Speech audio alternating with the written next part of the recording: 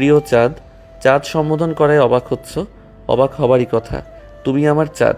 পৃথিবীর বুকে নিয়ম করে যে চাঁদটি ওঠে তার ভাগ সকলের, আর আমার বুকে যে চাঁদটি ওঠে তুমি নামক চাঁদ, সেই চাঁদটি শুধুই আমার। সেসব না হয় আরেক দিন লিখব, আজই আলাপ থাক। এই চিরকুটে বেশি কিছু লিখতে চাচ্ছি না। যেটুকু না লিখলেই নয় সেইটুকু লিখছি শুধু। যাহার চোখে আমায় নিয়ে লিখা আস্ত একটা উপন্যাস, তাহার চোখেই হোক না আমার আজীবন বসবাস।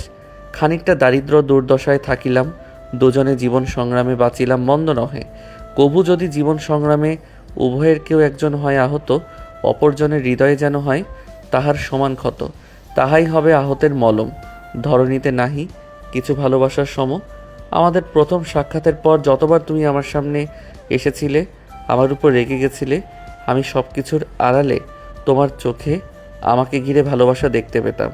যে ভালোবাসা দিয়ে আস্ত একটা উপন্যাস রচনা করা যাবে, সে কথায় আর যাচ্ছি না। যা বলতে যাচ্ছি তা হলো, তোমার চোখে আজীবন বসবাস করার সূত্রপাত তো শুরু হলো। আদৌ কি সারা জীবন বসবাস করার সুযোগটুকু বিদ্যমান থাকবে? জানি না সেটা সম্ভব হবে কি না। তবে যতদিন একসাথে বাঁচব, যত দুঃখ দুর্দশা আসুক, সংগ্রাম করে দুজন দুজনের হয়ে থাকব। আমার চাঁদ, ভীষণ ভালোবাসি তোমায়। কখনো ভুল বুঝে দূরে সরে যেও না। পরিস্থিতি যতই খারাপ হোক, কখনো আমার হাত দুটি ছেড়ে দিও না। আমার চাঁদ, আমি তোমাকে হারাতে চাই না, কিন্তু জানো কি, তোমাকে হারিয়ে ফেলার ভয় এই বুকের মাঝখানটায় বড্ড হয়। তুরান ওয়াসিম চৌধুরী, রাত 2টা 34 মিনিট।